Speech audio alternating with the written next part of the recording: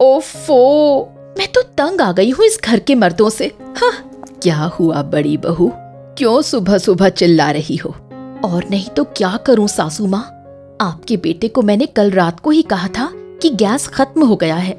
हमारे पास हमेशा की तरह सिलेंडर मंगवाने के लिए पैसे नहीं है, इसलिए थोड़े घासलेट का इंतजाम कीजिए, तब सुबह की चाय नसीब होगी, वो भी बिना दूध वाली। लेकिन देखिए, आपका बेटा सोया पड़ा है अभी तक। हे भगवान, इसका मतलब है आज चाय भी नहीं मिलेगी। अरे रमेश, उठो और जाओ। सुरेश, तुम भी जाओ उसके साथ। वो नहीं उठेंगे सासू माँ, आलसी हैं दोनों एक नंबर के। मैं और मीना ही जाकर घासलेट लेकर आते हैं। हमारा इन दोनों के जैसा नहीं है ना, दिन भर घर पर सोए पड़े रहते हैं। चलो मीना। शुभा अपनी देवरानी मीना के साथ घासलेट लेने चली जाती है। शुभा का ससुराल बेहद गरीब था। उसकी सास शीला पापड़ बनाने जाती थी और शुभा और मीना कुछ घरों में बर्तन मांजने जाती थीं। उन तीनों के पति घर के मर्द होते हुए भी काम नहीं करते थे। 6-6 महीने घर में पड़े रहते थे। शुभा और मीना घासलेट लेकर आती हैं। चलिए भाभी, अब जल्दी जल्दी खाना बना लेते हैं, नहीं तो हमें बहुत देर हो जाएगी।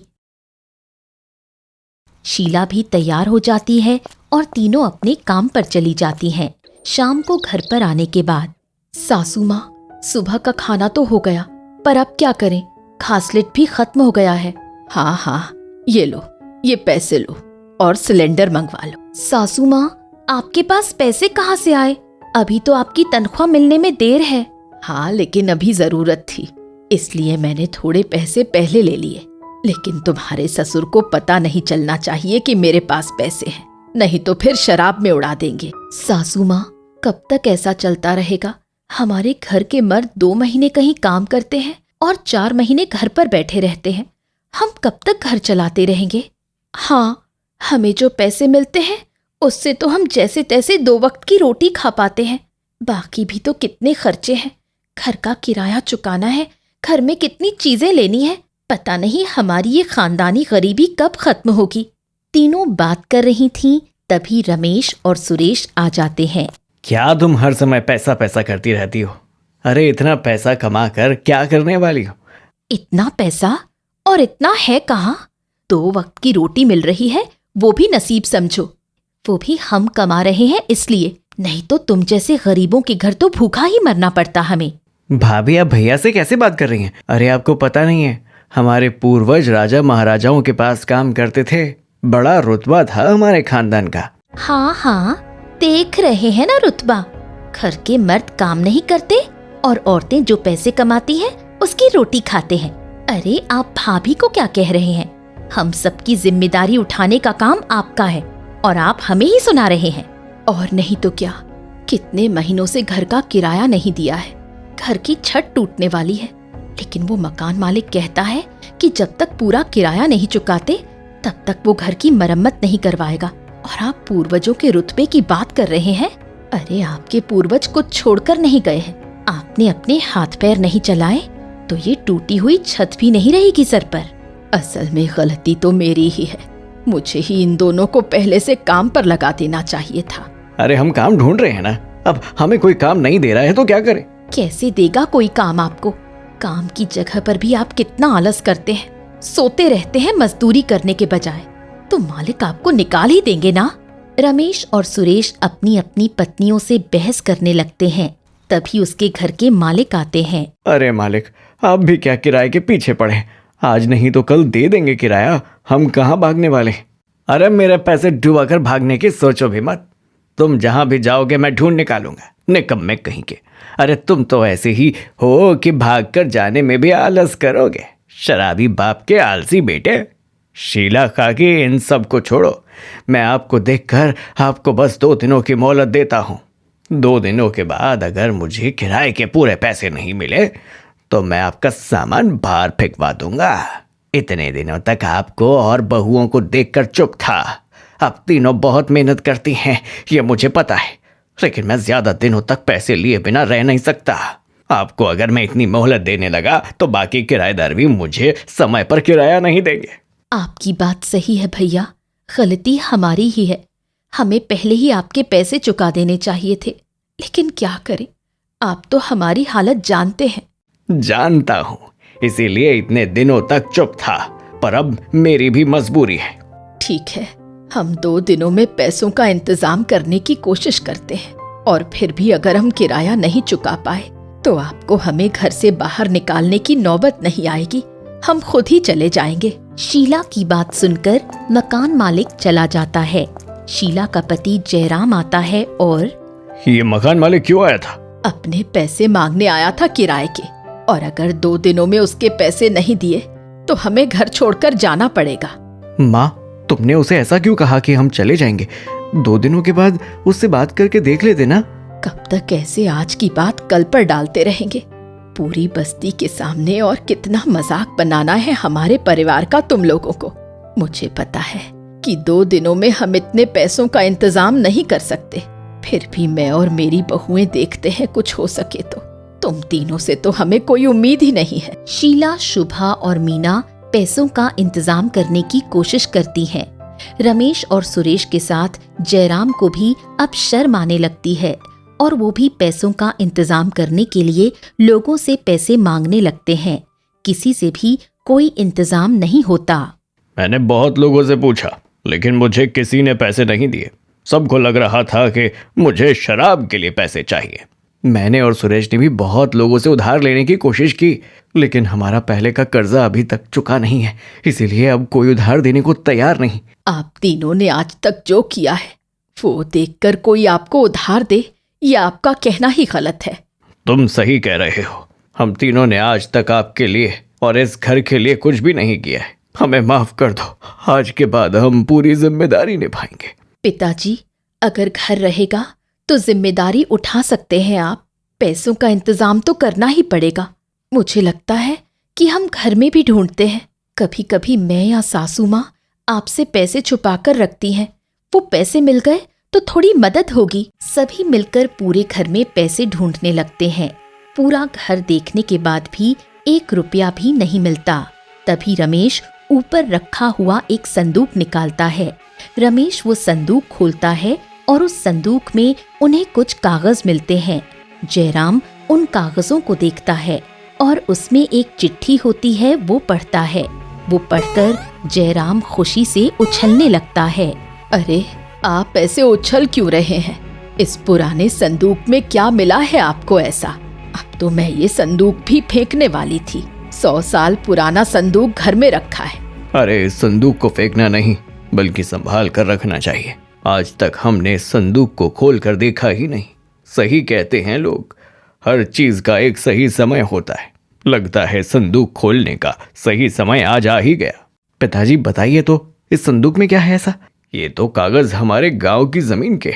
इस चिट्ठी में लिखा है कि हमारे पूर्वज जो राजा महाराजाओं के सेवक थे, वो बहुत अमीर थे और उन्होंने कुछ पुराने खानदानी जेवर एक खेत में एक छोटी पेटी में छुपा कर रखा है।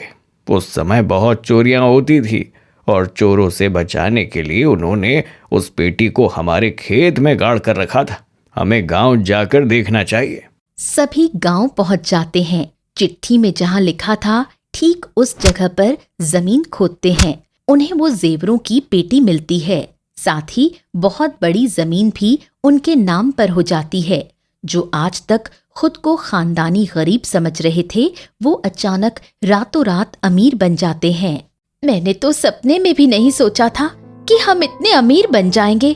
देखा, आखिर हमारे पूर्वजों का रुतबा ही हमारे काम आया ना। हाँ, उनकी बदौलत ही आज हमें ये खजाना मिला है। हाँ, अब हम वहाँ शहर में सबके कर्जे चुकाकर यहीं गांव में आकर खेती करेंगे और नया घर बनवा कर रहेंगे। उनके बारे में जो कोई भी सुनता है, उन्हें भी बहुत आश्चर्य होने लगता है कि वो ऐसे रातों रात अमीर बन गए हैं और शीला का परिवार अब खुशहाली से जीने लगा। ये कहानी है काली मालकिन और गोरी नौकरानी। कहाँ जा रही है बहू? कहीं नहीं मम्मी जी, मैं बस किचन की तरफ जा रही थी काम करने। तुझे अब काम करने की कोई जरूरत नहीं है, तू कमरे में जाकर बैठ। क्यों मम्मी जी, मुझसे क्या कोई गलती हो गई? नहीं, कोई गलती नहीं हुई। तो मैं किचन का काम क्यों नहीं कर सकती? अरे बहू, हमने घर पर काम करने के लिए नौकरानी रख ली है, अब तुझे काम करने की कोई जरूरत नहीं है। अच्छा मम्मी जी? हाँ, काम वाली अभी बस आती ही होगी, वो सारा काम कर देगी। अच्छा तब ठीक है मम्मी जी। इसके बाद श्वेता अपने कमरे में चली जाती है और थोड़ी ही देर बाद घर की नई काम वाली आकर सारा काम कर देती है। शाम को खाने के वक्त, खाना तो बहुत अच्छा बना है। आज का खाना किसने बनाया है? मैंने भी अभी इस नई नौकरानी को रखा है काम पर, तो आज का खाना इसी ने बनाया है। इसका नाम नीलम है। तो आज तुमने खाना बनाया है? जी। खाना अच्छा बना है। वैसे जितना अच्छा खाना बना लेती हो तुम, उतनी अच्छी दिखती भी हो। धन्यवाद। माँ, हमारे घर की नई नौकरानी तो हमारी भाभी से ज्यादा ही सुंदर है। मेरा मतलब है अच्छी है, गोरी है। हाँ काजल, नीलम को जब मैंने पहली बार देखा था ना, तो मुझे पता ही नहीं था कि ये नौकरानी है। वैसे ये बात तो सच है, नीलम को देखकर तो मैं भी धोखा खा गया था। मुझे लगा शायद ये काजल की कोई दोस्त होगी। हमें एक अच्छी नौकरानी मिल गई जो अच्छा खाना भी बनाती है और अच्छी दिखती भी है। क्यों, है ना? हाँ माँ, आपने सही कहा। घर के सब लोग तो आपस में बात कर रहे थे और नीलम भी खड़े खड़े अपनी तारीफ सुन रही थी। लेकिन घर का एक सदस्य था जो चुपचाप बैठा था, जो श्वेता थी। श्वेता घर के लोगों की बातें सुन रही थी, जिसमें कहीं ना कहीं श्वेता की बुराई और नौकरानी की तारीफें शामिल थी। मेरा खाना हो गया, मैं कमरे में जा रही हूँ क्योंकि मुझे ज्यादा भूख नहीं थी। इसके बाद श्वेता वहां से उठकर चली जाती है। अगले दिन नीलम सुबह ही तैयार होकर घर का काम करने आ जाती है। नीलम, तू आज बहुत अच्छी लग रही है। हाँ नीलम, तुम आज अच्छी लग रही हो, बल्कि आज तो तुम मेरी भाभी से भी ज्यादा अच्छी लग रही हो। धन्यवाद आप दोनों का। माँ, कितना अच्छा होता ना अगर हमारी भाभी भी नीलम जितनी सुंदर होती और गोरी होती। हाँ, ये बात तो तू ठीक कह रही है। बहू का काला रंग तो मुझे भी नहीं अच्छा लगता। श्वेता फिर अपने काले रंग की बुराई घर के लोगों से चुपचाप सुन रही थी। आज सबके लिए क्या नाश्ता बनाऊं? जो जल्दी बन जाए वो बना ले नीलम। वैसे ही आज हमें बहुत देर हो गई है। अच्छा ठीक है। नीलम जल्दी से सबके लिए नाश्ता बनाती है। अच्छा सुन नीलम, तुझसे कुछ कहना था। जी कहिए। आज घर में कुछ खास मेहमान आने वाले हैं, तो दोपहर के खाने में कुछ अच्छा बना देना। अच्छा ठीक है। और हाँ श्वेता, मुझे तुझसे भी कुछ कहना था। हाँ बताइए मम्मी जी। तू भी आज थोड़ा अच्छे से तैयार रहना, घर में मेहमान आ रहे हैं। चाहे तो आज थोड़ी ज्यादा क्रीम लगा लेना अपना ये काला रंग ढकने के लिए। तू घर की इकलौती बहू है और मेरे बाद इस घर की मालकिन है, तो उस हिसाब से तैयार होकर आना मेहमानों से मिलने। ठीक है मम्मी जी। श्वेता को फिर अपनी सास की कही बातें दिल पर लग जाती है, लेकिन श्वेता ने इस बार भी कुछ नहीं कहा। थोड़ी देर बाद घर पर मेहमान आते हैं। मैं कब से आपका इंतजार कर रही थी, आने में बड़ी देर कर दिया आप लोगों ने।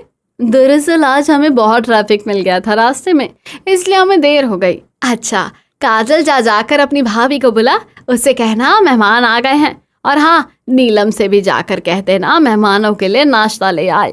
अच्छा ठीक है माँ। थोड़ी देर में नीलम और श्वेता दोनों साथ में मेहमानों के सामने आती है। नमस्ते अंकल जी, नमस्ते आंटी जी। और आप सब दोनों कैसे हैं? मम्मी जी आपकी बहुत तारीफें करती हैं। उनकी बातें सुनकर तो मेरा मन बहुत था आपसे मिलने का। श्वेता मेहमानों से बातें करती है और नीलम चुपचाप खड़ी रहती है। वैसे संतोषी, तेरे घर की नौकरानी बातचीत में बहुत अच्छी है और तेरी बहू तो चुपचाप खड़ी है। उसने अभी तक हमसे बात नहीं की। माना कि तेरी बहू बहुत ही सुंदर है, लेकिन घमंड भी ठीक नहीं है। घर आए मेहमानों से बात ना करे। आप किसकी बात कर रही हैं? मेरी बहू इतनी देर से ही तो आपसे बात कर रही है। मैं इसकी बात कर रही हूँ, ये जो इतनी देर से चुपचाप खड़ी है। लगता है आपको कुछ गलतफहमी हुई है। ये जो चुपचाप खड़ी है ये नीलम है, जो नौकरानी है घर की, और इतनी देर से जो आपसे बात कर रही थी वो मेरी बहू श्वेता है। क्या ये नौकरानी जैसे दिखने वाली लड़की आपकी बहू है?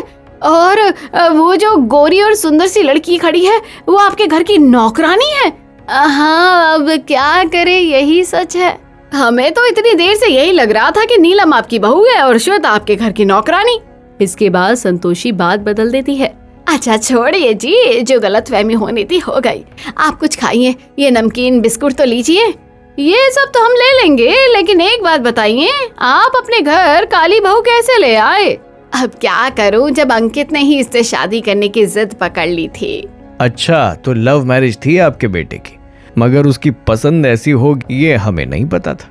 आपको यहाँ राय देने की जरूरत नहीं है। आपको अपने घर जैसी बहू लानी है वैसी ले आना, लेकिन हमारे घर के मामलों में टांग अड़ाने की कोई जरूरत नहीं है। आप घर जा सकते हैं।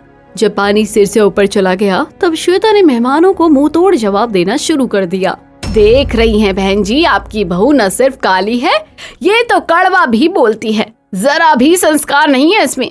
ऐसी बात करती है घर आए मेहमानों से। जब घर आए मेहमान अच्छी बात ना करे तो उनसे ऐसी ही बात करनी चाहिए। बहू, अब मुंह पर लगाम लगा ले, बहुत बेइज्जती करा ली तूने हमारी। माँ जी, आपको मेरी बातें तो बुरी लग रही हैं, लेकिन इतनी देर से यहाँ जो मेहमान बोले जा रहे थे वो आपको गलत नहीं लगा? तू चुप, अपने कमरे में चली जा चुपचाप से। इतना कहते ही श्वेता वहाँ से गुस्से में चली जाती है और तभी मेहमान भी अपने घर वापस चले जाते हैं। क्या हुआ, आज घर में सबका मुंह लटका हुआ क्यों है? आप घर कब आए अंकित जी? बस अभी थोड़ी देर पहले ही। बस क्या बताऊं मैं अंकित जी। इसके बाद श्वेता अंकित को आज की सारी कहानी सुनाती है और इसके बाद अपना सारा सामान पैक करके वो कमरे से बाहर चली जाती है। अरे तुम ये सामान पैक करके कहाँ जा रही हो? मैं घर छोड़ के जा रही हूँ। श्वेता और अंकित कमरे के बाहर आते हैं। अब ये सामान लेकर कहाँ जा रही है? दिन में जितना ड्रामा करना था वो क्या कम था? हाँ भाभी, आज आपने सही नहीं किया। मैं घर छोड़कर जा रही हूँ। अब आप अपने घर के लिए गोरी बहू ले आना, नहीं तो अपनी नौकरानी को ही घर की बहू बना लेना, वो ज्यादा अच्छी लग रही है ना आपको। हाँ हाँ ठीक है, चली जा।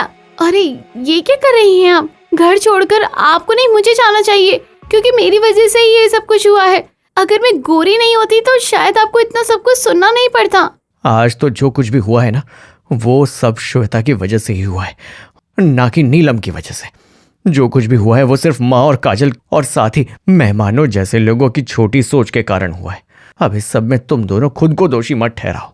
इसका मतलब तू ये कहना चाह रहा है कि हम गलत हैं? बिल्कुल, श्वेता काली हो या गोरी, इस बात से कोई फर्क नहीं पड़ता है। जब से श्वेता इस घर में आई है सिर्फ आपके ताने सुन रही है।